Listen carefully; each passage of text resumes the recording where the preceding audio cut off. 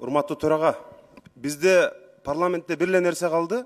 Эми регламентке жогору жактан добро алгандардын мыйзамы биринчи кирет, анан алар көп талкуулабай эле жарым саат талкуулап туруп өтөт дегенди жазып койсок, мына реалдуулукка эми ошол эле калды бизде.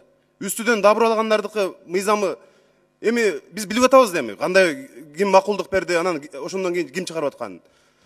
Биринчиден, экинчиден мындай. Мен Мирлан Жээнчороевдун таламын ачык талашкым келет. Саясатчы эгерде өзүнүн ою, мына 9%да ал автор эле анан азыр 7%га каршы чыгып атат деп атпайсыңарбы? Эгерде саясатчы өзүнүн оюн жакшы жагына өзгөртсө, эмне үчүн болбосун? Биз аны кубатташыбыз керек да. Же ошондо ушул жерде туруп алып, жок 9%га каршы күрөштүңүздөр беле. Айрым коллегаларыбыз чыгып алып, биздин дагы бир коллегабызды мындай көрдөн алып жерге чабып атасыңар. Ушул туура эмес. Саясатчы өзүнүн оюн жакшы жакка өзгөртүп, ошол пайызды төмөндөтүүнү, айрым катачылыктарын түшүнсө бул жакшы. Ким позициясын өзгөрткөн жок. 3 президенттен бери мына өткөнкү президенттин этегине намаз окугандар, азыркы президенттин этегине намаз окуп атасыңар. Атамбаевка түндүк түштүк альтернатив жолдун атын бериш керек, аны баатыр кылыш керек дегендер, аны тескерисинче эми тепкилеп атасыңар мисалы. Барыңар позицияңар тез өзгөртүп атпайсыңарбы?